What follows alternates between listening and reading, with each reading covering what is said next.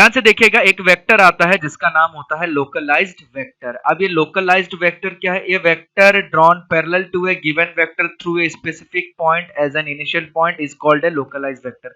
यानी कि localised vector जो है एक फिक्स्ड वेक्टर है। ठीक है, लोकलाइज्ड वेक्टर जो है वो क्या है? एक फिक्स्ड वेक्टर है। ये नीचे निकलेगा, नहीं जाएगा, ओके।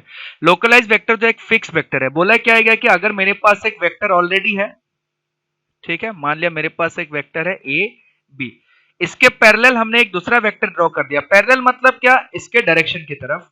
डायरेक्शन या तो इसके एग्जैक्टली ऑपोजिट होगा या तो इसके एग्जैक्टली सेम होगा। ठीक है, मान लिया इसके पैरेलल, ए बी के पैरेलल हमने एक वेक्टर ड्रॉ कर दिया विद ए स्पेसिफिक पॉइंट।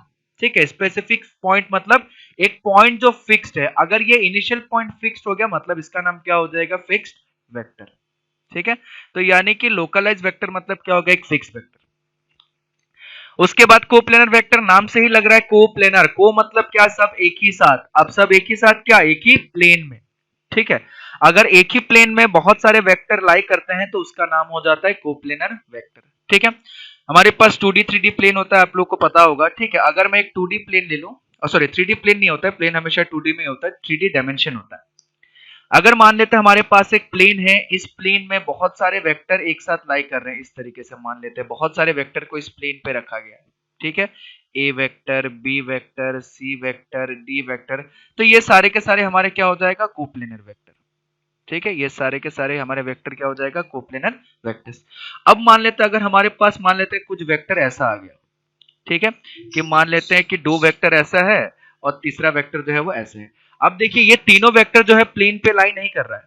ठीक है, ए और बी प्लेन पे लाई कर रहा है और दूसरा वेक्टर जो सी है वो प्लेन के ऊपर लाई कर जा रहा है। ठीक है, तो यानी कि this is non coplanar, this is non coplanar. ठीक है, इसी के साथ मैं एक नोट में एक पॉइंट जोड़ देना चाहूंगा यहाँ पे। ठीक है, नोट में एक पॉइंट जोड़ देना चाहूंगा। हमारे पास एक बहुत ही इंपॉर्टेंट पॉइंट है, दो पॉइंट अगर होता है, दो पॉइंट, two points are always collinear. ठीक है, याद रखिएगा, two points are always collinear. ठीक है, दो पॉइंट जो होता है वो हमेशा कोलिनियर होता है। बोलने का मतलब अगर मेरे पास कहीं एक पॉइंट दे दिया P, कहीं दूसरा पॉइंट दे दिया Q, तो दो पॉइंट को जोड़ के हम हमेशा एक स्ट्रेट लाइन बना सकते हैं। चाहे कुछ भी हो जाए, दो पॉइंट को जोड़ के हम हमेशा एक स्ट्रेट लाइन बना सकते हैं, हमेशा। यानी कि दो पॉइंट से हमेशा एक यूनिक स्ट्रेट लाइन पास हो सकता है। ठीक है, ठीक उसी तरीके से दूसरा पॉइंट हमें लिखना है वेक्टर से रिलेटेड कि two vectors are always coplanar. ठीक है, दो वेक्टर जो होता है वो हमेशा कोप्लेनर होता है। हमेशा कोप्लेनर का मतलब दो वेक्टर को जोड़ के हम हमेशा एक प्लेन बना सकते हैं, चाहे वो वेक्टर कैसा भी हो। मान लेते हैं कि हमारा वेक्टर जो है कुछ इस तरीके का हो गया, ये हमारा ओ ए वेक्टर और ये हमारा ओ बी वेक्टर, तो इसको जोड़ के हम क्या कर सकते हैं? एक प्लेन बना सकते हैं। ठीक है, दो वेक्टर कैसा भी हो, दो वेक्टर को यूज करके हम हमेशा एक प्लेन बना सकते हैं। यानी कि कोई भी दो वेक्टर, मैं आप लोग को थोड़ा सा एक लॉजिकल चीजों में बताता हूं। ठीक है, मान लेते हैं हमारे पास दो वेक्टर है। ठीक है, ये ए वेक्टर हो गया और ये बी वेक्टर हो गया। ठीक है, अगर ये ए वेक्टर हो गया, ये बी वेक्टर हो गया, आप खुद सोचिए इसके वाला अगर मैं रीजन ले लूंगा तो ये क्या बनेगा? एक प्लेन बन जाएगा, हमेशा एक प्लेन बन जाएगा। चाहे कुछ भी करेंगे ये हमेशा क्या बन जाएगा? एक प्लेन बन जाएगा। ठीक है, तो यानी कि दो कहीं भी ऐसा लाइन हो तो इसको जोड़ करके हमेशा एक हम लोग प्लेन इस तरीके से बना सकते हैं। तो इसीलिए दो वेक्टर जो होता है, दो वेक्टर से हमेशा एक यूनिक प्लेन पास हो सकता है। ठीक है, तो इसलिए two points are always collinear and two vectors are always coplanar. एकदम इसको दिमाग में फिट कर लीजिएगा, आगे कहीं कहीं ये पॉइंट आते रहेगा तो हम लोग इस पर डिस्कस करते रहेंगे। ठीक है, उसके बाद कुछ कुछ वेक्टर्स और आते हैं हमारे पास, हम उसको भी देख लेते हैं। उसके बाद हम पोजीशन वेक्टर या फिर उसके बारे में थोड़ा बहुत पढ़ेंगे और इसके कंपोनेंट्स के बारे में भी देखेंगे आगे जाके। ठीक है, एक वेक्टर आता है हमारे पास इनवर्स वेक्टर। ठीक है, ध्यान से देखिएगा, एक वेक्टर आता है हमारे पास इनवर्स वेक्टर। इनवर्स वेक्टर का मतलब हो जाता है वही जो हम लोग नेगेटिव ऑफ ए वेक्टर पढ़ा था, उसी वेक्टर का एक और नाम हो जाता है जिसको हम लोग बोलते हैं इनवर्स वेक्टर। ठीक है, मैं लिख देता हूं इसको ताकि अगर कहीं पे आ जाए ये टर्म तो आप लोग को समझ में आ जाए। ठीक है, इनवर्स वेक्टर, इनवर्स वेक्टर मतलब क्या है? सेम मैग्नीट्यूड, मैग्नीट्यूड सेम होगा। ठीक है, same magnitude but opposite direction. ठीक है, यानी कि नेगेटिव ऑफ ए जो वेक्टर है वही चीज है बट ऑपोजिट डायरेक्शन। ठीक है, उसका एक और नाम है जिसको हम लोग इनवर्स वेक्टर बोलते हैं, यानी कि नेगेटिव ऑफ ए वेक्टर जो हमने पढ़ा था वही चीज है, नेगेटिव ऑफ ए वेक्टर, किसी वेक्टर का नेगेटिव का। ठीक है, यानी कि अगर हमारे पास एक वेक्टर है ए वेक्टर, तो उसका जो माइनस ए वेक्टर होगा एग्जैक्टली सेम लेंथ का बट क्या होगा, ऑपोजिट डायरेक्शन में हो जाएगा। ठीक है, तो उसी को हम लोग क्या नाम देते हैं, इनवर्स ऑफ ए। अब ये जो वेक्टर आएगा इस वेक्टर का नाम हो जाएगा इनवर्स ऑफ ए। ठीक है, इनवर्स ऑफ ए वेक्टर भी बोलते हैं या फिर नेगेटिव ऑफ ए वेक्टर के नाम से भी इसको जाना जाता है, नेगेटिव ऑफ ए वेक्टर, बस इसका दो नाम है और कुछ नहीं है। ठीक है, उसके बाद एक और वेक्टर आता है जिसका नाम होता है रेसिप्रोकल वेक्टर। ठीक है, एक और वेक्टर होता है जिसका नाम होता है रेसिप्रोकल। ये सारे के इतना नाम जानने की जरूरत नहीं है, इतना नाम कभी पूछता नहीं है बट फिर भी हम लोगों ने लिख लिया। और रेसिप्रोकल वेक्टर मतलब है वेक्टर्स, ध्यान से देखिएगा, वेक्टर्स हैविंग सेम डायरेक्शन। ठीक है, दो वेक्टर है, मान लेते हैं दोनों वेक्टर का डायरेक्शन क्या है, सेम है। ठीक है, but reciprocal in magnitude, but reciprocal in magnitude. ठीक है, ऐसा दो वेक्टर है जिसका डायरेक्शन क्या है, सेम है। ठीक है, मान लेते हैं ये हमारा ए बी वेक्टर है। ठीक है, ए बी है, इसको हम लोग स्मॉल लेटर ए वेक्टर के नाम से रिप्रेजेंट कर देते हैं। मान लेते हैं हमारे पास एक दूसरा वेक्टर है सी डी वेक्टर है। ठीक है, और इसको हम लोग क्या, बी वेक्टर के नाम से। दोनों का डायरेक्शन सेम है, दोनों इसी तरफ जा रहा है, बट अगर दोनों का मैं मैग्नीट्यूड देखूंगा तो होगा कुछ इस तरीके का, एक का मैग्नीट्यूड दूसरे का मैग्नीट्यूड का रेसिप्रोकल होगा। ठीक है, दोनों का डायरेक्शन सेम रहेगा, डायरेक्शन मतलब unit vector, A cap is equal to B cap, दोनों का सेम रहेगा, बट दोनों का मैग्नीट्यूड जो है मैग्नीट्यूड डिफरेंस रहेगा, रेसिप्रोकल के फॉर्म में रहेगा। अगर इस तरीके से रहता है तो उसका नाम हम लोग क्या बोलते हैं, रेसिप्रोकल वेक्टर। तो उस तरीके के वेक्टर को क्या नाम दिया जाता है, रेसिप्रोकल वेक्टर। ठीक है, याद रखिएगा, ये होता है हमारा रेसिप्रोकल वेक्टर, यानी कि डायरेक्शन सेम है बट मैग्नीट्यूड एक दूसरे का रेसिप्रोकल है। ठीक है, उसके बाद एक और पॉइंट के बारे में हम लोग चर्चा करते हैं जिसको बोलते हैं एंगल बिटवीन टू वेक्टर्स। ठीक है, दो वेक्टर के बीच का अगर एंगल के बारे में बात किया गया तो उसका मतलब क्या होता है, ध्यान से समझिएगा, नहीं तो ये पॉइंट आप लोग को आगे जाके बहुत दिक्कत करेगा, आगे जाके क्वेश्चन में गलती करिए कीजिएगा आप लोग। Angle between two vectors. ठीक है, दो वेक्टर्स के बीच का एंगल, जब भी हम लोग दो वेक्टर्स के बीच का एंगल को फाइंड आउट करते हैं तो हमें या तो दोनों वेक्टर को कोइनिशियल बनाना पड़ता है या फिर तो दोनों वेक्टर को को टर्मिनल बनाना पड़ता है, तभी हम एंगल निकाल सकते हैं। ठीक है, to find the angle between two vectors, ठीक है, to find the angle between two vectors, make the vectors as coinitial. ठीक है, आप लोग माइक्रोफोन ऑफ रखिए, अगर क्लास के समय रहते हैं तो माइक्रोफोन ऑफ रखिए जब तक नहीं बोलना होता है। मेक द वेक्टर्स एज कोइनिशियल और कोटर्मिनल। ठीक है, जब भी आप लोग को हमें एंगल फाइंड आउट करना होता है, ये डेफिनेशन, एंगल का डेफिनेशन कुछ इस तरीके का है इसका, कि जब भी हमें एंगल फाइंड आउट करना है किसी भी दो वेक्टर के बीच का, तो हमें उन दोनों वेक्टर को या तो कोइनिशियल बनाना पड़ेगा या तो कोटर्मिनल बनाना पड़ेगा, तभी उन दोनों के बीच का एंगल जो है वो फाइंड आउट कर सकते हैं। ठीक है, इस चीज को समझिएगा। मान लेते मेरे पास एक वेक्टर है ए वेक्टर, ठीक है, और मान लेते मेरे पास एक दूसरा वेक्टर है जिसका नाम है बी वेक्टर। ठीक है, मैंने बताया था मैथमेटिक्स में हम फ्री वेक्टर का यूज करते हैं, और मैं अगर कभी भूल जाऊं ऐसे एरो लगाना ऊपर में तो आप समझ लेना कि ये कोई नया वेक्टर नहीं है, वो एरो ही है, मैं बस फटाफट लिखने के चक्कर में वो ऊपर वाला एरो मार्क छूट जा रहा है, बट वो वेक्टर ही है। ध्यान से देखना कि अगर हम हमेशा मैथमेटिक्स में फ्री वेक्टर का यूज करते हैं, फ्री वेक्टर का मतलब हो गया हम किसी भी वेक्टर को उठा के कहीं भी रख सकते हैं, बट उसका डायरेक्शन और मैग्नीट्यूड चेंज नहीं होना चाहिए। ठीक है, तो हमें बोला गया है कि find angle between A and B. ठीक है, angle between vector A and B. अब हमें पूछा गया है कि ए और बी के बीच का एंगल क्या होगा, तो ए और बी के बीच का एंगल को निकालने के लिए सबसे पहले या तो दोनों वेक्टर को कोइनिशियल बनाएंगे या तो दोनों वेक्टर को कोटर्मिनल बनाएंगे। ठीक है, तो दोनों वेक्टर को कोइनिशियल बनाने का मतलब क्या होगा, हमारा ए वेक्टर जो है, ए वेक्टर इस तरीके का होगा, ये हमारा ए वेक्टर हो गया, ठीक है।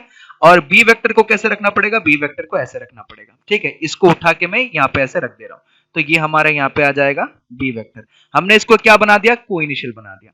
अब इनके बीच का जो ये एंगल आएगा, इसको मान लेता हूं मैं थीटा, तो ये हो जाएगा angle between A vector and B vector. या फिर इससे एंगल को निकालने का एक और तरीका है, हमने इसको कोइनिशियल बनाया, या तो हम इसको को टर्मिनल भी बना सकते हैं। को टर्मिनल का मतलब हमारा ए वेक्टर इस तरीके का होगा, ये हमारा ए वेक्टर हो गया, दोनों का टर्मिनल पॉइंट को सेम रखेंगे तो ये हमारा क्या हो जाएगा, बी वेक्टर हो जाएगा, ठीक है। और एंगल में कोई चेंजेस नहीं आएगा, ये भी हमारा क्या होगा, थीटा ही बनेगा, ठीक है। तो ये क्या होगा, angle between A vector and B vector, ठीक है।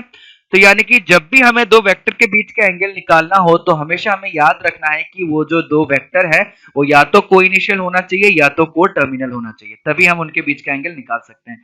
और एंगल को रिप्रेजेंट करने का एक तरीका होता है, ठीक है। जैसे ये angle between A and B है तो उसको हम लोग कैसे लिखते हैं, vector A comma vector B, ऊपर ऐसे और ऐसे ब्रैकेट लगाते हैं, इज इक्वल टू थीटा। उसका मतलब angle between A and B is equal to theta. यहाँ पे कैसे हो जाएगा, सेम चीज, vector A vector B, angle between vector A and B is equal to theta. ये एंगल को रिप्रेजेंट करने का तरीका है, ठीक है।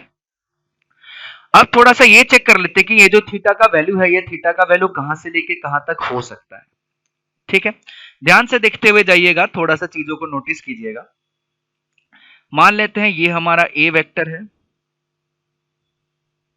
ठीक है, और ये हमारा बी वेक्टर है, ठीक है, कि ये एंगल कितना बड़ा हो सकता है उस चीज को चेक करते हैं।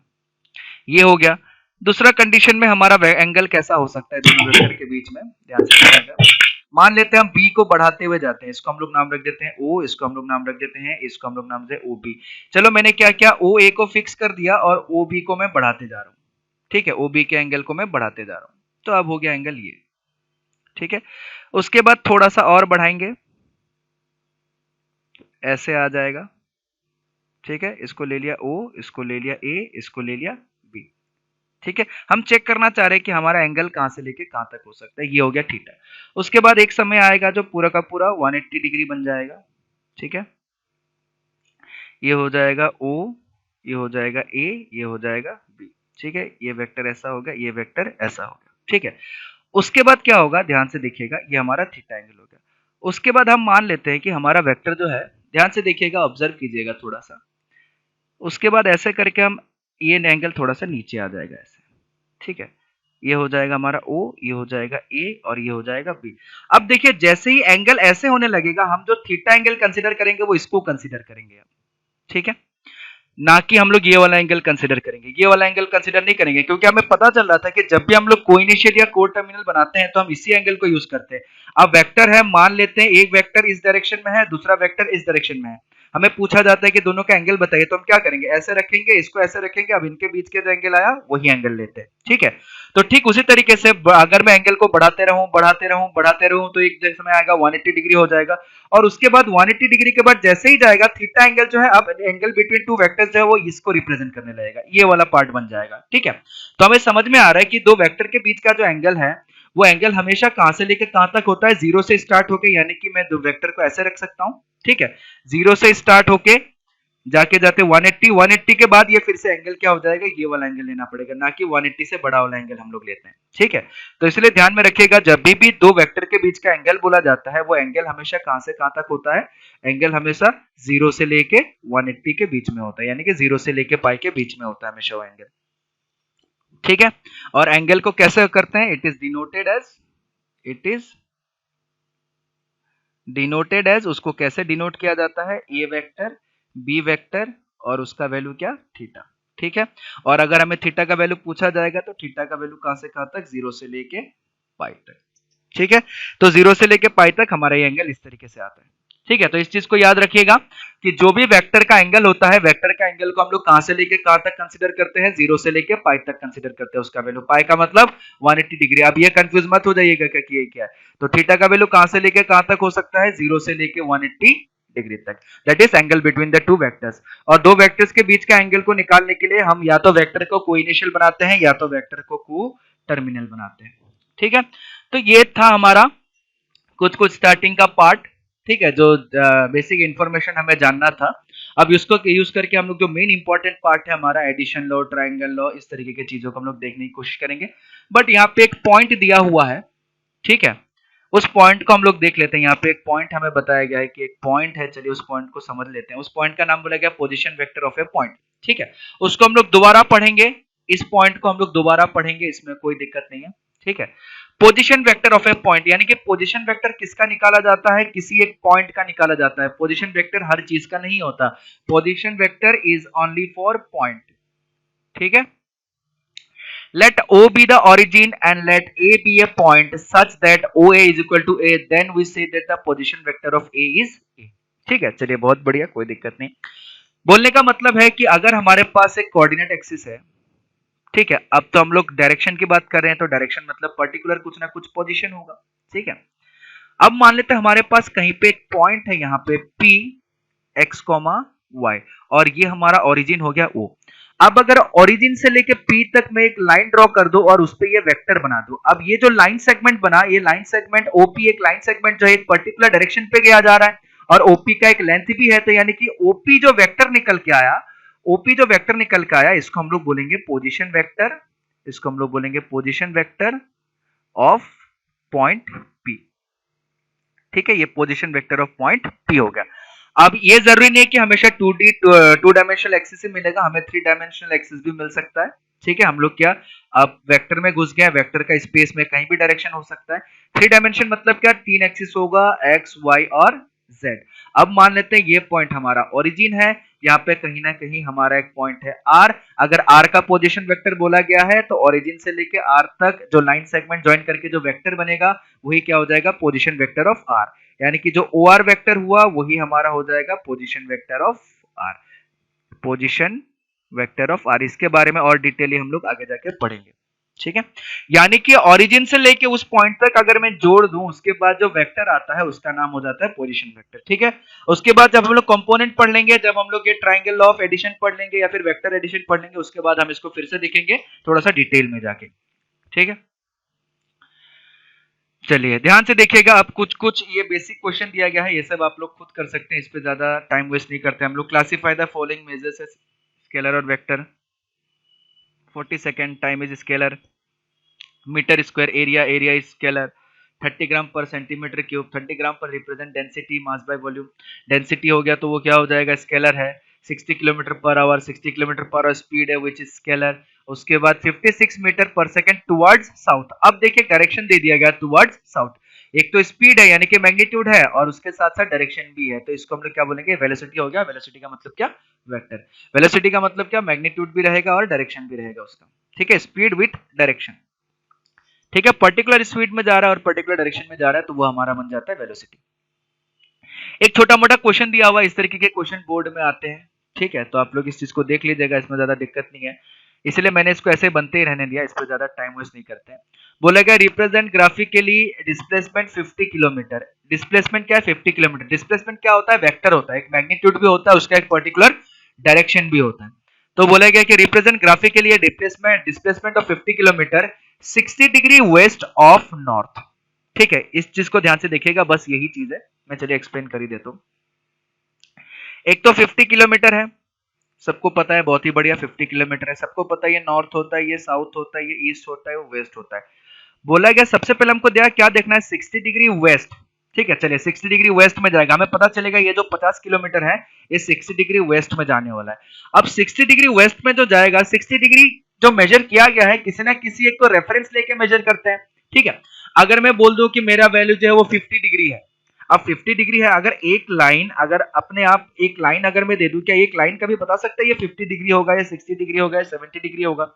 उसके लिए एक रेफरेंस लेना पड़ता है कि यहां से 50 डिग्री, यहां से 60 डिग्री, यहां से 70 डिग्री, उस टाइप से। तो अगर मैं एक लाइन ऐसा रख दूं तो यहां से 60 डिग्री कुछ ऐसा दिखेगा। ठीक है, और अगर मैं एक लाइन यहां पे रख दूं तो यहां से 60 डिग्री कुछ ऐसा दिखेगा।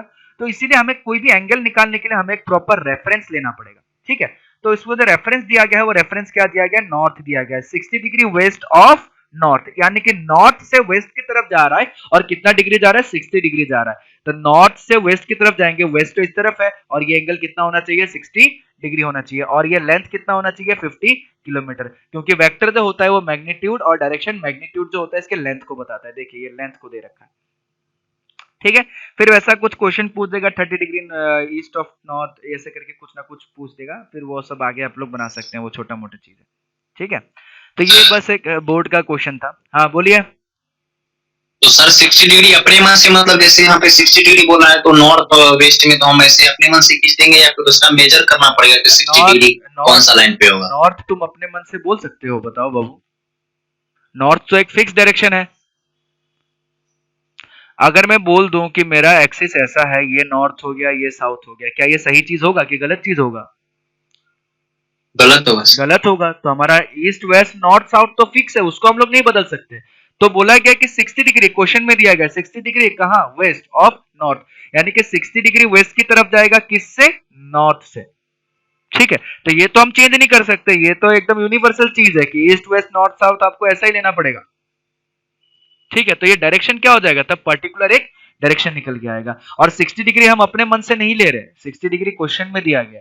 क्वेश्चन में अगर 50 डिग्री बोलेगा, हम अपने मन से अगर 60 डिग्री लेंगे तब तो आंसर गलत ही हो गया। आया समझ में? कुछ भी अपने मन से नहीं करना है, क्वेश्चन में जो दिया गया वही करना है, ठीक है। क्लियर है सबको? और कोई डाउट किसी को, कुछ पूछना है? नहीं पूछ रहे हैं, चलिए देखिए। अगला हमारे पास आता है वेक्टर एडिशन। वेक्टर एडिशन आप लोगों ने पढ़ रखा है, पढ़ा है कि नहीं पढ़ा है? Yes sir. हाँ। तो वेक्टर एडिशन में 3 टाइप के एडिशन होते थे, ठीक है। बट थोड़ी देर बाद आप लोग को पता चलेगा कि ये एडिशन हमको जरूरत नहीं है, बिना इस एडिशन के हम क्वेश्चन बहुत सारे सॉल्व कर सकते हैं, हम एक लॉजिक का यूज करेंगे। एडिशन में हमारे पास 3 टाइप के एडिशन आते हैं। एक होता है ट्रायंगल लॉ, ठीक है। एक आता है पैरेललोग्राम लॉ,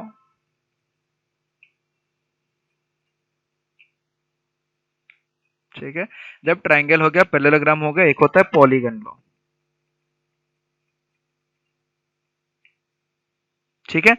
बट ये सब जानना ठीक है, बट थोड़ी देर बाद पता चलेगा इसमें एक भी लॉ अपने को याद नहीं रखना पड़ेगा, अपने को काम बन जाएगा, ठीक है। हम ये पूरा का पूरा बुकिश डेफिनेशन नहीं पढ़ते हैं।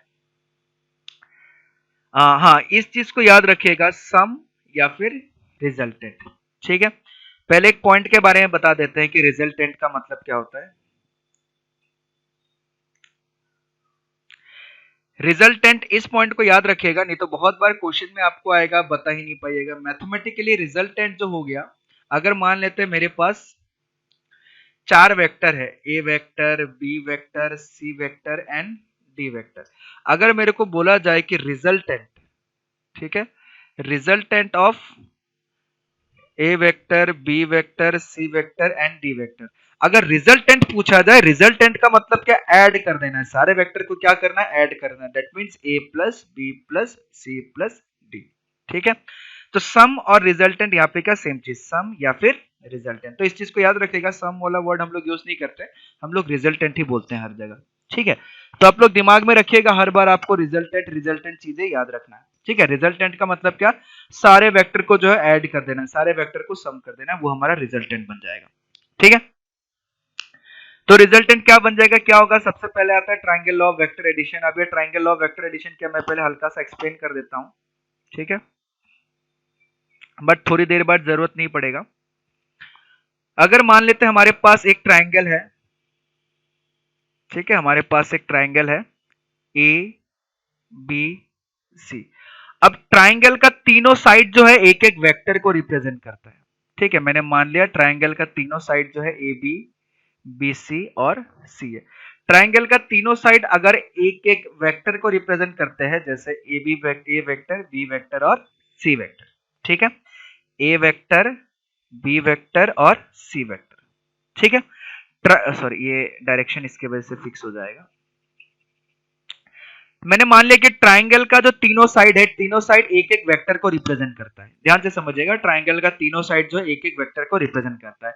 अगर उसमें से 2 साइड सेम ऑर्डर में है, सेम ऑर्डर का मतलब क्या हो गया, ये अगर इस तरफ जा रहा है ठीक है, इस डायरेक्शन में है, ध्यान से देखिएगा। ये अगर इस डायरेक्शन में जा रहा है तो हमें क्या लगता है, अगर मैं यहां से चल के जाऊं तो यहाँ के बाद दूसरा वाला यहाँ पे ऐसे जाना चाहिए, ठीक है। तो इसको हम लोग बोलते हैं सेम ऑर्डर की, ऐसे जाने के बाद ऑब्वियसली इसी तरह डायरेक्शन में जाएगा। और ये वाला किस डायरेक्शन में चाहिए, इस डायरेक्शन में जाना चाहिए, ऐसे जाना चाहिए, ठीक है। बट ध्यान से समझिएगा कि अगर मेरा ट्राइंगल का तीनों साइड अगर तीनों वेक्टर को रिप्रेजेंट करता है, जिसमें से दो साइड जो है सेम ऑर्डर में होता है और तीसरा साइड जो होता है वो ऑपोजिट ऑर्डर में होता है। ऑपोजिट ऑर्डर में मतलब ये वेक्टर यहां से लेके यहां जा रहा है, यहां से लेके यहां जा रहा है, तो ये वाला यहां पे इस डायरेक्शन में जाना चाहिए था, बट ये ऑपोजिट ऑर्डर में आ रहा है, क्या उल्टा आ रहा है। तो जो ऑपोजिट ऑर्डर में आ रहा है दैट मींस सी वेक्टर जो हो जाएगा ये ए और बी का रिजल्टेंट बन जाएगा, A vector plus B vector, ए और बी का क्या बन जाएगा, रिजल्टेंट बन जाएगा, ठीक है। तो ये होता है हमारा ट्राइंगल लॉ। सर एक बार फिर से समझाइएगा। ये होता है हमारा ट्राइंगल लॉ, ठीक है। ध्यान से समझिएगा, फिर से एक बार बता दे रहा हूं। होता है क्या, ट्राइंगल का तीनों साइड अगर तीन वेक्टर को रिप्रेजेंट करता है, उसमें से दो वेक्टर अगर सेम ऑर्डर में है, सेम ऑर्डर में मतलब ये इस डायरेक्शन में जा रहा है तो इस डायरेक्शन में जाएगा। अगर थर्ड वाला साइड ऑपोजिट ऑर्डर में होता है then third side will be the resultant of the first two vectors, ठीक है। इसमें वही बोला गया, ध्यान से सुनिएगा। If three sides of a triangle represent three vectors and two sides are in the same order and third side is in the opposite order, then third side is the resultant of the two vectors. आया समझ में मैंने क्या बोला? Yes, हाँ, अगर triangle का तीनों साइड तीन वेक्टर को रिप्रेजेंट करता है, जिसमें से दो वेक्टर सेम ऑर्डर में है, तीसरा वाला वेक्टर ऑपोजिट ऑर्डर में है, तो तीसरा वाला वेक्टर जो होगा वो दोनों वेक्टर का रिजल्टेंट होगा। तो ये होता है हमारा ट्राइंगल। बट ये सब अभी जरूरत नहीं पड़ेगा कुछ देर बाद, अभी बस समझ लीजिए, सुन लीजिए, कोई दिक्कत नहीं। उसके बाद हमारे आता है पैरेललोग्राम एडिशन,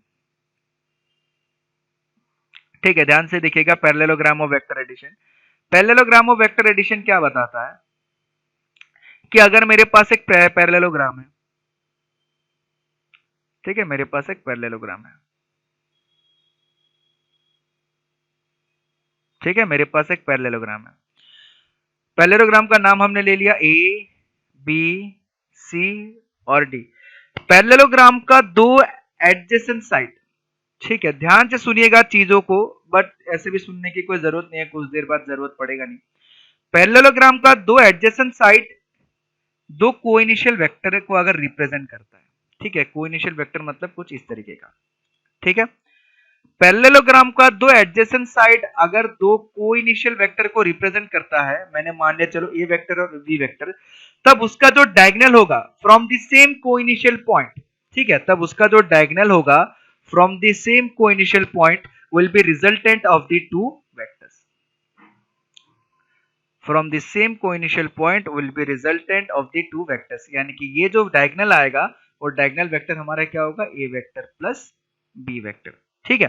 अब एक चीज ध्यान रखिएगा, मैंने एक चीज बताया था आप लोगों को, याद कीजिए कि अगर कोई भी वेक्टर का मैग्नीट्यूड और डायरेक्शन अगर सेम होता है तो उस वेक्टर को हम लोग क्या बोलते हैं, इक्वल वेक्टर। अब पैरेललोग्राम का प्रॉपर्टी क्या होता है, पैरेललोग्राम का जो साइड होता है उसका opposite side are equal and parallel. Parallelogram का जो ऑपोजिट साइड होता है वो इक्वल भी होता है और पैरेलल भी होता है। अब ध्यान से सुनिएगा, अगर मैं एक वेक्टर बना दूं ऐसे करके, सबसे पहला चीज BC और AD पैरेलल है तो दोनों का डायरेक्शन सेम होगा। दूसरा चीज BC और AD का लेंथ भी इक्वल होगा। अगर लेंथ इक्वल है मतलब मैग्नीट्यूड इक्वल है, पैरेलल है मतलब डायरेक्शन इक्वल है, तो उसका मतलब अगर ये AB वेक्टर है तो ये भी क्या बन जाएगा हमारा B वेक्टर, क्योंकि हमने पढ़ा था कि अगर मैग्नीट्यूड और डायरेक्शन इक्वल होता है तो वो वेक्टर क्या हो जाता है, इक्वल हो जाता है, ठीक है। दूसरा चीज, अगर मैं इस वेक्टर का ऊपर की तरफ डायरेक्शन लूं तो ये अगर ए वेक्टर है तो ये भी हमारा क्या बन जाएगा, ए वेक्टर, क्योंकि इसका भी लेंथ सेम होगा, लेंथ सेम हो गया मतलब मैग्नीट्यूड सेम, और पैरेलल है मतलब ऊपर की तरफ अगर डायरेक्शन बना दिया तो डायरेक्शन भी सेम। तो हमारा पैरेलल, ये तो था एक्स्ट्रा पॉइंट। हमारा पैरेललोग्राम लॉ क्या होता है कि अगर पैरेलल के दो एडजेसेंट साइड को मैं दो अगर कोइनिशियल वेक्टर बनाऊं तो उसी कोइनिशियल पॉइंट से जो हम अगर डायगोनल ड्रॉ करें तो उस डायगोनल जो होता है वो दोनों वेक्टर का क्या होता है, रिजल्टेंट होता है, ठीक है। उसके बाद एक और पॉइंट आता है हमारे पास, पॉलीगन लॉ, ठीक है। एक और हमारे पास आता है polygon law of vector addition, ठीक है। थोड़ी देर बाद हम लोग समझेंगे कि इतने सारे चीजों का जरूरत नहीं पड़ेगा। पॉलीगन लॉ ऑफ वेक्टर, मान लेते हैं हम एक पेंटागन बना देते हैं, हम एक पेंटागन बना देते हैं इस तरीके से, A B C D A, ठीक है। अगर हमें इस तरीके का पेंटागन मिलता है कि सारे पेंटागन का साइड जो है उसको हमने क्या बना दिया, एक वेक्टर के रूप में ले लिया। पेंटागन के जितने भी साइड्स है सारे साइड को मैंने एक एक वेक्टर के नाम से असाइन कर दिया। ठीक है। अब मान लेते हैं कि सारे के सारे वेक्टर जो है वो सेम ऑर्डर में है। मान लीजिए ये इस ऑर्डर में है, ये इस ऑर्डर में है, ये इस ऑर्डर में, सेम ऑर्डर में है। अगर एकदम लास्ट वाला वेक्टर ऑपोजिट ऑर्डर में हो जाता है तो लास्ट वाला वेक्टर जो है बाकी सबका क्या हो जाएगा, सम हो जाएगा, जैसे ट्रायंगल में होता था। ठीक है। आप लोग का वीडियो बंद होता है तो वापस से ऐड कीजिएगा। मान लेते हैं ये हमारा ए वेक्टर है, ये हमारा बी वेक्टर है, ये हमारा सी वेक्टर है, ये हमारा डी वेक्टर है और ये हमारा ई वेक्टर है। अब देखिएगा ए बी सी डी यानी कि सारा का सारा साइड जो है वो सेम ऑर्डर में है, बट जो आखिरी वाला साइड है वो ऑपोजिट ऑर्डर में है। तो आखिरी वाला साइड जो होगा वो सारे वेक्टर का क्या हो जाएगा, ऐड हो जाएगा। A vector plus B vector plus C vector plus D vector, ऐसा ये लॉ हमें बताता है। ठीक है, ऐसा ये लॉ हमें बताता है। बट अभी हम कुछ ऐसा चीजें पढ़ते हैं जिसके वजह से हमें क्या, ना ट्राइंगल लॉ, ना पैरेललोग्राम लॉ, ना पॉलीगॉन लॉ को समझने की जरूरत पड़ेगा। ठीक है। हम कुछ इस तरीके की चीजों को समझेंगे कि हमें इतने सारी चीजें याद रखने की जरूरत नहीं पड़ेगा, क्योंकि आगे अगर क्वेश्चन आएगा तो हम ट्राइंगल लॉ को याद करने के लिए बैठ जाएंगे कि ट्राइंगल लॉ था क्या, पैरेललोग्राम लॉ था क्या, पॉलीगॉन लॉ था क्या। तो इतना सोचते हमारा क्या समय निकल जाएगा। तो उसके लिए हम एक बढ़िया सा क्या एक ट्रिक यूज करते हैं, या फिर ठीक है। उसके बाद हम लोगों ने पैरेललोग्राम लॉ देखा। पैरेललोग्राम में हमने क्या पढ़ा कि पैरेललोग्राम का दो साइड, अगर दो एडजेसेंट साइड अगर कोइनिशियल वेक्टर को रिप्रेजेंट करता है तो उसी कोइनिशियल साइड से जो डायगोनल निकलता है वो डायगोनल दोनों वेक्टर का रिजल्टेंट होता है। ठीक है। तीसरा हमने पॉलीगॉन लॉ देखा कि कोई भी अगर पॉलीगॉन है, पॉलीगॉन का सारा साइड अगर वेक्टर को रिप्रेजेंट करता है और अगर सारा साइड सेम ऑर्डर में होता है और आखिरी वाला साइड अगर ऑपोजिट ऑर्डर में होता है तो आखिरी वाला साइड जो है बाकी सारे वेक्टर का सम होता है। बट अभी हम लोग पढ़ेंगे कि इतने सारे चीजों का हमें जरूरत नहीं पड़ेगा, हमें बस बेसिक सा चीजें याद रखना है। मैं सबको पूछते रहूंगा और सब लोग कोऑपरेट करते रहिएगा, सब लोग बोलते रहिएगा, क्योंकि ये बोलिएगा तभी समझ में आएगा ये वाला पॉइंट। ठीक है। तो इसको आप लोग नोट में याद रखिए। ठीक है। और ट्राइंगल लॉ पैरेललोग्राम को लॉ याद को नहीं रखना है, ये एक तरीका है, ये कोई बुक में दिया हुआ मेथड नहीं है। तो इस तरीके को याद रखना, ये फिर बाद में मत पूछेगा कि इसको प्रूफ करके दिखाइए। ठीक है। तो ये सब चीजें नहीं बोलेगा, एक तरीका है बस। मान लेते हैं हमारे पास एक पैरेललोग्राम है। ठीक है। मान लेते हैं हमारे पास एक पैरेललोग्राम है, ए बी सी और डी। ठीक है। इसको ले लिया हमने ए वेक्टर और इसको ले लिया हमने बी वेक्टर। ठीक है। अगर ये ए वेक्टर है तो ये भी ए वेक्टर हो गया, ये बी वेक्टर है तो ये भी बी वेक्टर हो गया। ठीक है। अब मान लेते हैं हमको एसी वेक्टर निकालना है। ठीक है। मान लेते हैं हमको एसी वेक्टर निकालना है। ध्यान से सुनिएगा और समझने की कोशिश कीजिएगा। मान लेते हैं हमको एसी वेक्टर निकालना है, एसी वेक्टर। ठीक है। एसी वेक्टर निकालना है मतलब आप इसको ऐसे सोचिए, हमको ए से लेके सी तक जाना है। ठीक है। अब आप लोग बताइए कि ए से लेके सी तक जाने का, यानी कि ये ब्लैक वाला पॉइंट, यानी कि ए से लेके सी तक जाने के टोटल कितने रास्ते हैं, ए सी को ब्लैक वाले लाइन को छोड़ के टोटल कितने रास्ते दिख रहे हैं? दो रास्ते दिख रहे हैं। दो। कि मैं पहले ए से लेके डी तक जा सकता हूं, फिर डी से लेके सी तक। आप ध्यान से सुनिएगा सब लोग, माइक्रोफोन ऑफ करके रखिए अपना, उसको ऑन मत कीजिए, आपका नॉइज आता है वहां से। ये पॉइंट ध्यान से सुनिएगा, यही पॉइंट आगे पूरा का पूरा वेक्टर आपका चलाएगा। हम ए से लेके डी तक जा सकते हैं, डी से लेके सी तक जा सकते हैं। तो जैसे जा सकते हैं वैसे ही वेक्टर को लिखना है। ठीक है। जैसे ए से लेके डी तक जाएंगे तो एडी वेक्टर, ठीक है, प्लस डी से लेके सी तक जाएंगे तो डीसी वेक्टर। ठीक है। या फिर ये जो एसी वेक्टर है इसको हम लोग दूसरे तरीके से कैसे जा सकते हैं, ए से लेके बी तक जा सकते हैं यानी कि ए बी वेक्टर, फिर बी से लेके सी तक जा सकते हैं यानी कि बीसी वेक्टर। ठीक है। हमारा एडी वेक्टर कितना था, एडी वेक्टर था हमारा B vector, plus DC vector हमारा कितना था, डीसी वेक्टर था ए वेक्टर।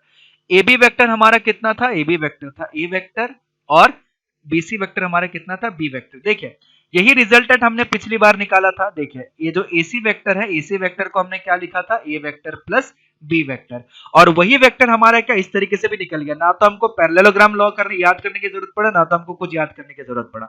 अब दूसरी चीज को हम लोग देखते हैं। मान लेते हैं हमें डी से डी बी वेक्टर निकालना। अब इसके लिए क्या हमें कोई लॉ की जरूरत नहीं है, हम कोई भी तरीका निकाल सकते हैं। मान लेते हैं हमें डी बी वेक्टर निकालना है। ठीक है। अब अगर हमें डीबी वेक्टर निकालना है यानी कि डी से लेके बी तक जाना है तो ग्रीन वाले लाइन को छोड़ देना है। अब डी से लेके बी तक जाने के टोटल कितने रास्ते हैं, दो रास्ते दिख रहे हैं। कि सबसे पहले डी से लेके सी तक जाएंगे यानी कि डीसी वेक्टर, उसके बाद सी से लेके बी तक जाएंगे यानी कि सीबी वेक्टर। ठीक है, अब ध्यान से देखिएगा, डीसी वेक्टर का मतलब क्या है? A vector. डीसी वेक्टर का मतलब ए। सीबी वेक्टर का मतलब क्या है? B vector. सीबी वेक्टर मतलब क्या है?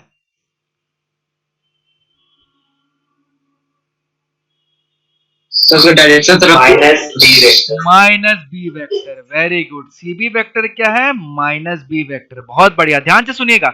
हमने बोला था हमारा ये वाला बी वेक्टर है, यानी कि बीसी हमारा बी वेक्टर हो गया। बीसी हमारा क्या हो गया? बी वेक्टर हो गया। तो सीबी हमारा क्या हो जाएगा? Minus B vector. ये कल मैंने बहुत स्ट्रेस देके ये चीज बताया था आप लोगों को, ठीक है, आप लोग याद रखिएगा। कल मैंने ये चीज बताया था, कहां गया? 2-3 बार बताया था, नेगेटिव ऑफ ए वेक्टर। हाँ देखिए, ए बी वेक्टर ए है, ठीक है, ए बी वेक्टर अगर ए है तो बी ए वेक्टर क्या हो जाएगा? माइनस ऑफ ए बी, यानी कि उल्टा हो जाएगा। अगर ए बी वेक्टर हमारा ए है वेक्टर है तो बी ए वेक्टर क्या हो जाएगा? माइनस ऑफ ए वेक्टर हो जाएगा। ठीक है, तो ये सारे चीज मैंने कल बताया हुआ था, आप लोग को याद होना चाहिए। तो हमें सी बी वेक्टर पूछा गया, हमें बीसी वेक्टर नहीं। हमारा बीसी वेक्टर बी है तो सी बी वेक्टर कितना हो जाएगा? Minus of B. क्लियर हुआ? सबको समझ में आया? Yes sir. ठीक है, अब मैं सर नीचे वाला नहीं समझ। क्या नहीं समझ में आया? DB vector is equal to जो लिखे हैं सर। क्या बोल रहे हैं? फिर से बोले, हमको नहीं समझ आया। डीबी वेक्टर, डी से लेके बी तक जाना है, डी से लेके बी तक जाने के कितने रास्ते हैं?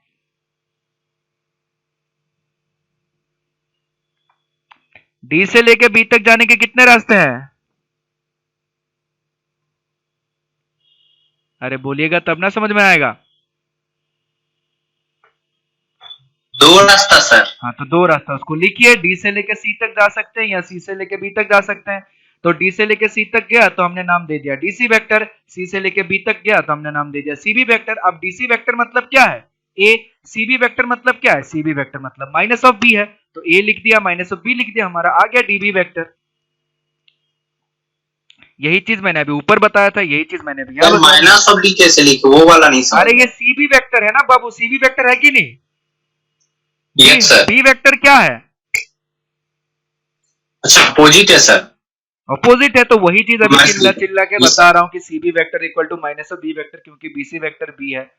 थोड़ा सा कंसंट्रेशन दिया कीजिए आप, आपका कंसंट्रेशन की कमी है, ध्यान से नहीं सुनते हैं।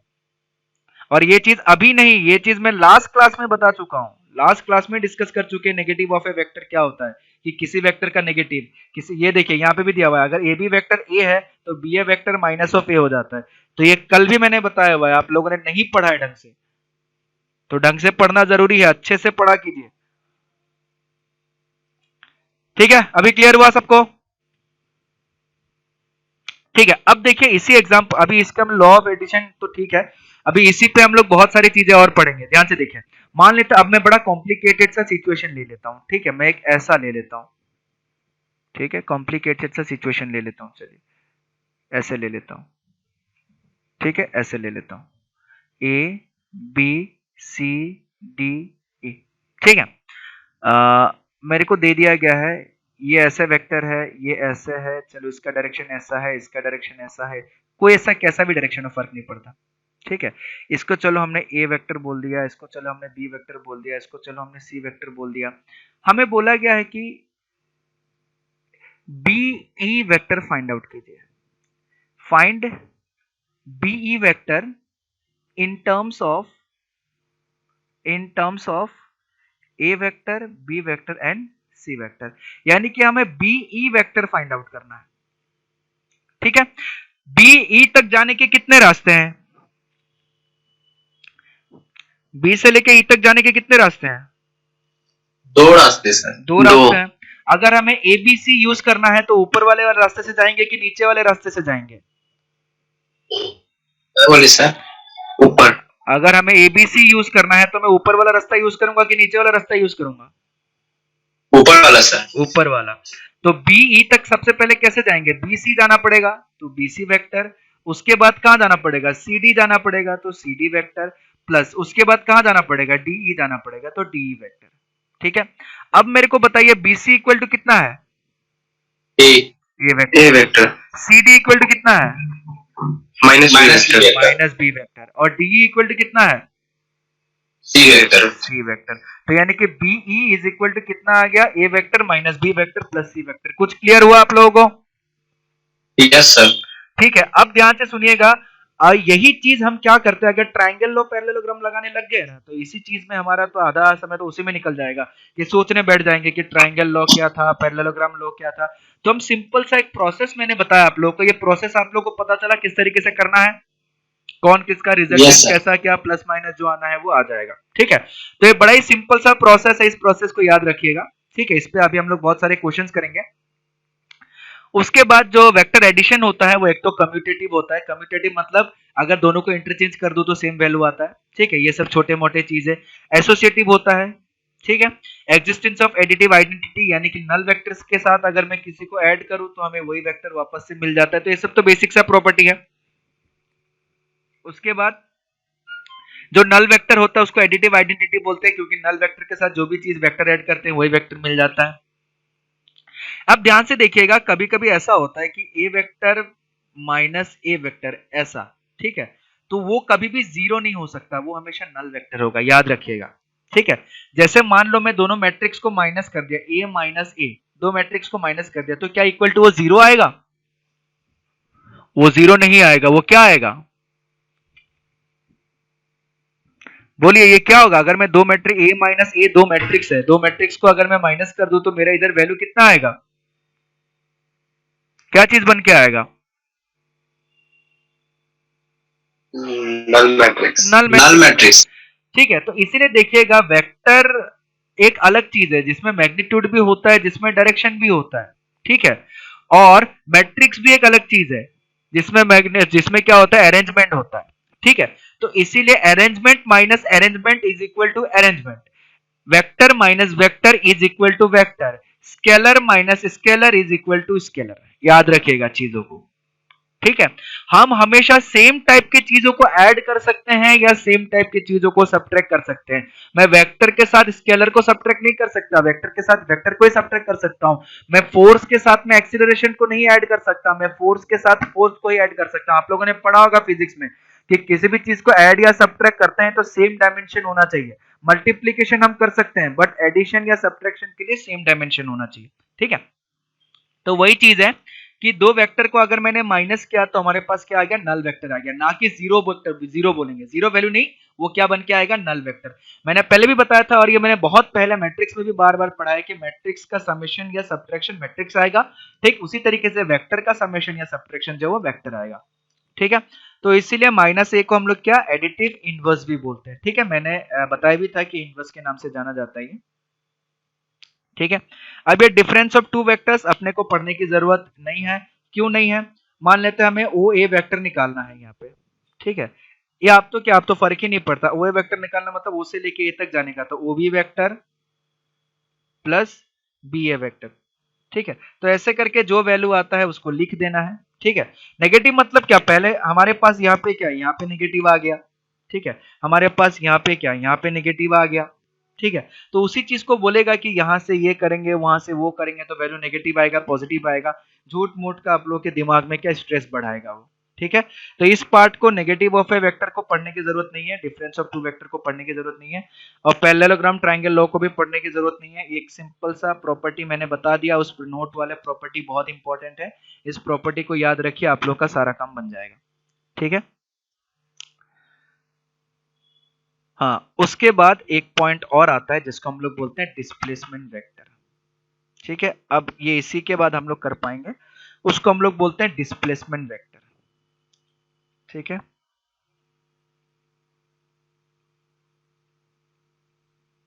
Displacement vector. ठीक है, अब ये डिस्प्लेसमेंट वेक्टर क्या होता है, ध्यान से देखिएगा। मान लेते हैं हमारे पास एक कोऑर्डिनेट एक्सिस है इस तरीके का। ठीक है, मैं चलो 2D ही ले रहा हूं ताकि समझने में आसानी हो। ठीक है, मान लेते हैं हमारे पास एक पॉइंट है यहाँ पे ए और दूसरा पॉइंट है यहाँ पे बी। ठीक है, हमें कोई दो पॉइंट दिया हुआ है मान लेते हैं।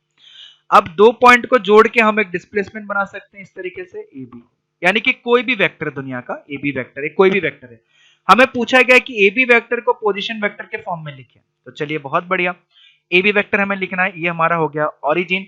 हमें पता है कि पोजीशन वेक्टर मतलब क्या था, पोजीशन वेक्टर मतलब ओरिजिन से लेके उस पॉइंट तक हम जोड़ देंगे, ठीक है। उसका बाद उस जो वेक्टर का डायरेक्शन होगा वो टुवर्ड्स दी पॉइंट होगा।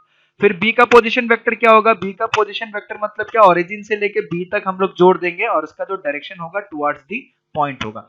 तो ये ओ ए और ओ बी, ओ ए जो आ गया हमारा, ओ ए वेक्टर क्या आ गया, position vector of point A, ठीक है, position vector of point A. दूसरा चीज जो ओ बी वेक्टर हमारा आया, O B vector is equal to क्या आया, position vector of point B, ठीक है। हमें बोला गया है कि आप ए बी वेक्टर को फाइंड आउट कीजिए, चलिए बहुत बढ़िया, ए बी वेक्टर को हम लोग फाइंड आउट करते हैं। अभी हम लोगों ने थोड़ी देर पहले लॉ पढ़ के आया है कि अगर ए बी वेक्टर हमको फाइंड आउट करना है तो ए बी वेक्टर मतलब क्या, ए से लेके बी तक जाना है, तो ए से लेके बी तक हम लोग कैसे जा सकते हैं, सबसे पहले ए से लेके ओ तक जाएंगे तो ए ओ वेक्टर, ठीक है। उसके बाद प्लस ओ से लेके बी तक जाएंगे तो प्लस ओ बी वेक्टर, ठीक है। तो ये हमारा क्या निकला, ए बी वेक्टर। अब ए ओ वेक्टर को क्या मैं minus of O A vector लिख सकता हूं, क्या लगता है आप लोगों को, लिख सकता हूं क्या, ए ओ वेक्टर को माइनस ऑफ ओ ए लिख सकता हूं मैं, हाँ या ना? Yes sir. हाँ बहुत बढ़िया। तो ये ए बी वेक्टर हमारे पास आ गया और A B vector equal to हमने क्या लिख सकते हैं, O B vector minus O A vector, क्योंकि कम्यूटेटिव लॉ फॉलो करता है, अभी हमने देखा, ठीक है। अब ओ बी मतलब क्या था, पोजीशन वेक्टर ऑफ बी, और ओ ए मतलब क्या था, पोजीशन वेक्टर ऑफ ए, ठीक है। ध्यान से देखिएगा, यानी कि जो ए बी वेक्टर आया, ए बी वेक्टर को हम क्या लिख सकते हैं, position vector of B minus position vector of A, ठीक है। अब आप एक चीज देखिए, ध्यान से देखिए, अगर मैं ए बी वेक्टर निकालूं तो ए बी वेक्टर में इनिशियल पॉइंट कौन सा वेक्टर हो, कौन सा पॉइंट होगा, अगर मैं ए बी वेक्टर की बात करूं तो इस ए बी वेक्टर में इनिशियल पॉइंट कौन सा हो गया, ए की बी, सर ये हुआ सर। ए, बहुत बढ़िया, ठीक है। तो इनिशियल पॉइंट हो गया ए और फाइनल पॉइंट हो गया बी। लेकिन जब हम ए बी वेक्टर निकालते हैं तो ए बी वेक्टर मतलब क्या हो गया, final position vector, final position vector minus initial position vector, final position vector minus initial position vector, ठीक है। तो यानी कि कोई भी वेक्टर अगर हमें निकालने के लिए दिया जाए, कोई भी वेक्टर, तो उस वेक्टर को हम लोग कैसे निकाल सकते हैं, final position vector minus initial position vector. Final position vector मतलब position vector of final point, ठीक है, और इनिशियल पोजीशन वेक्टर मतलब position vector of initial point. या फिर अगर ए बी वेक्टर है तो position vector of B minus position vector of A, इस तरीके से हम लोग लिख सकते हैं, ठीक है। तो इस चीज को हम लोग बोलते हैं डिस्प्लेसमेंट वेक्टर। और ये ट्रायंगल लॉ पढ़ने के बाद हमें और अच्छी तरीके से वेक्टर एडिशन पढ़ने के बाद समझ में आ गया।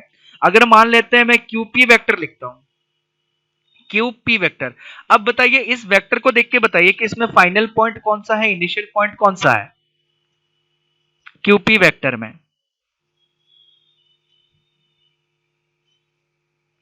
जल्दी बताइए। इनिशियल क्यू, इनिशियल क्यू और फाइनल पी है।